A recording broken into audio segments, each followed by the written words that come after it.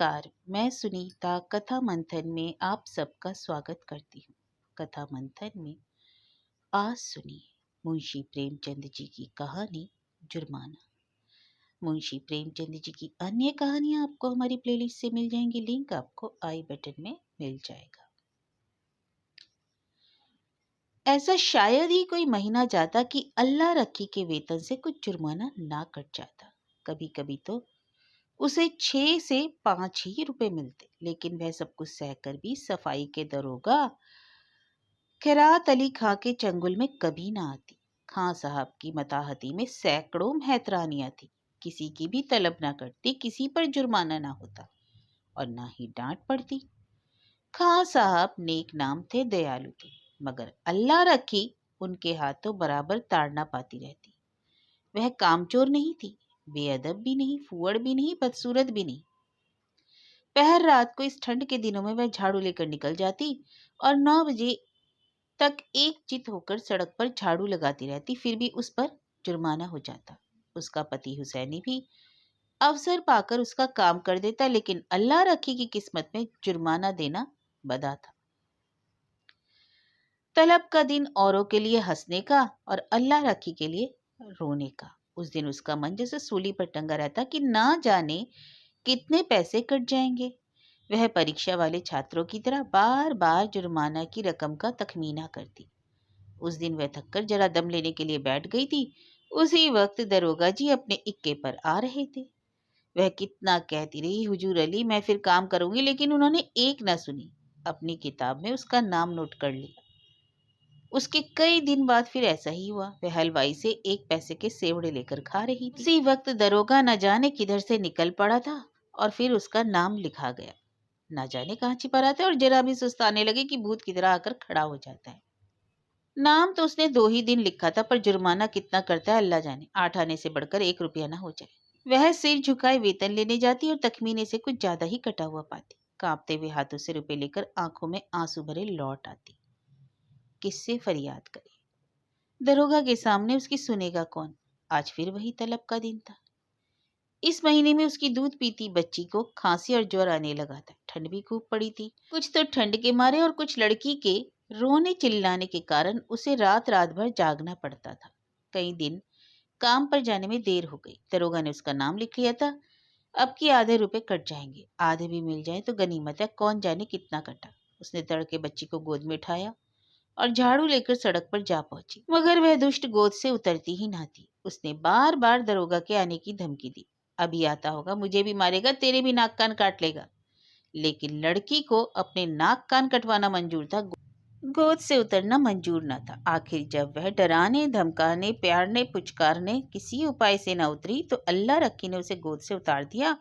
उसे रोती चिल्लाती छोड़कर झाड़ू लगाने लगी, मगर वह अभागिनी एक जगह बैठकर मन भर रोती भी ना थी। अल्लाह रखी के पीछे लगी हुई बार बार उसकी साड़ी पकड़कर खींचती, उसकी टांग से लिपट जाती, फिर जमीन पर लौट जाती और एक क्षण में उठकर फिर रोने लगती। उसने झाड़ू तानकर कहा, चुप हो जा, नहीं तो झाड़ू से मारूंगी, जान निकल जाएगी। अभी दरोगा दड़ीजड़ आता होगा।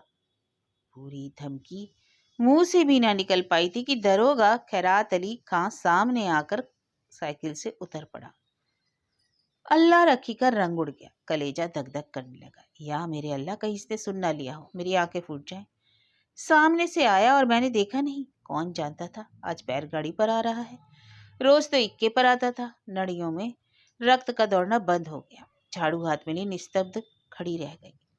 दरोगा ने डांट कर कहा, काम करने चलती है तो एक पुछल्ला साथ लेकर चलती है, इसे घर पर क्यों नहीं छोड़ाई? अल्लाह रखी ने कातर स्वर में कहा, इसका जी अच्छा नहीं है हुजूर, घर पर किसके पास छोड़ाती? क्या हुआ इसको? बुखार आता है हुजूर। और तू इसे यूं छोड़कर रुला रही है, मारेगी क्या? गोद में लिए लिए काम कैसे करूं हुजूर? छुट्टी क्यों नहीं ले लेती? तलब कट जाती हुजूर, गुजारा कैसे होगा? इसे उठा ले और घर जा। हुसैनी लौट कर आए तो इधर झाड़ू लगाने के लिए भेज देना। अल्लाह रखी ने लड़की को उठा लिया और चलने को हुई। दरोगा जी ने पूछा, और मुझे गाली क्यों दे रही थी? अल्लाह रखी की रही सही जान निकल गई। काटो तो लहूनी, थर थर कांपती बोली, नहीं हुजूर, मेरी आंखें फूट जाए जो तुमको आखी गाली दी हो। और वह फूट फूट कर रोने लगी।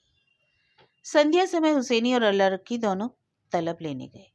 अल्लाह रखी बहुत उदास थी। हुसैनी ने सांत्वना दी, तू इतनी उदास क्यों है? तलब ही ना कटेगी, काटने दे। अब की से तेरी जान की कसम खाता हूँ, एक घूंट दारू या ताड़ी नहीं पीऊंगा। अरे नहीं, मैं डरती हूँ बर्खास्त न कर दे, मेरी जीभ जल जाए। कहाँ से कहाँ बर्खास्त कर देगा, कर दे, उसका अल्लाह भला करे। कहाँ तक रोए? तो मुझे नाहक लिए चलते हो, सबकी सब हंसेंगी। अरे बर्खास्त करेगा तो पूछूंगा। नहीं, किस इल्जाम पर बर्खास्त करते हो? गाली देते किसने सुना? कोई अंधेर है जिसे चाहे बर्खास्त कर दे? और कहीं सुनवाई ना हुई तो पंचों से फरियाद करूंगा, चौधरी के दरवाजे पर सर पटक दूंगा। ऐसी ही एकता होती तो दरोगा इतना जुर्माना करने पाता? अरे जितना बड़ा रोग होता है उतनी तो दवा होती है रे पगली। फिर भी अल्लाह रखी का मन शांत ना हुआ। मुख पर विषाद का धुआं छाया हुआ था। दरोगा क्यों गाली सुनकर भी बिगड़ा नहीं, उसी वक्त उसे क्यों नहीं बर्खास्त कर दिया, यह उसकी समझ में ना आता था। वह कुछ दयालु भी मालूम होता था, उसका रहस्य वह न समझ पाती थी। जो चीज हमारी समझ में नहीं आती उसी से हम डरते हैं। केवल जुर्माना करना होता तो उसने किताब पर उसका नाम लिखा होता।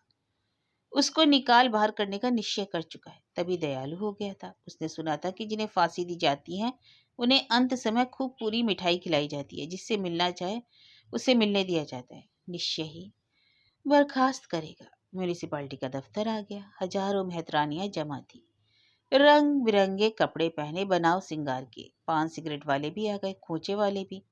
पठानों का एक दल भी अपने असामियों से रुपए वसूली करने आ पहुंचा।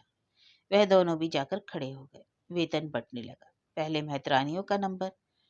जिसका नाम पुकारा जाता वह लपक कर जाती, अपने रुपए लेकर दरोगा जी को मुफ्त की दुआएं देती हुई चली जाती। चंपा के बाद अल्लाह रखी का नाम बराबर पुकारा जाता था। आज अल्लाह रखी का नाम उड़ गया। चंपा के बाद जहुरन का नाम पुकारा गया, जो अल्लाह रखी के नीचे था।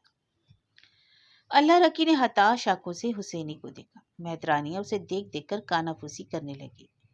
उसके जी में आया घर चली जाए। यह उपवास सहा नहीं जाता। जमीन फट जाती कि उसमें समा जाती। एक के बाद एक दूसरा नाम आता गया और अल्लाह रखी सामने के वृक्षों की ओर देखती रही। उसे अब इसकी परवाह न थी कि किसका नाम आता, कौन जाता, कौन उसकी ओर ताकता, कौन उस पर हंसता। सहसा अपना नाम सुनकर वह चौंक पड़ी। धीरे से उठी, नवेली बहू की बाती पग उठाती चली। खजांची ने पूरे 6 रुपए उसके हाथ में रख दिए। उसे आश्चर्य हुआ। खजांची ने भूल तो न की? इन 3 वर्षों में पूरा वेतन तो कभी मिला ही नहीं, और अब की तो आधा भी मिले तो बहुत है। वह एक सेकंड वहां खड़ी रही कि शायद खजांची उससे रुपया वापस मांगे। जब खजांची ने पूछा, अब क्यों खड़ी है, जाती क्यों नहीं, तब वह धीरे से बोली, ये तो पूरे रुपए है। खजांची ने चकित होकर उसकी ओर देखा। तो और क्या चाहती है, कम मिले? कुछ जुर्माना नहीं है? नहीं, अब की कुछ जरिमाना नहीं है। अल्लाह रखी चली, पर उसका मन प्रसन्न न था। पछता रही थी कि दरोगा जी को गालियां क्यों दी।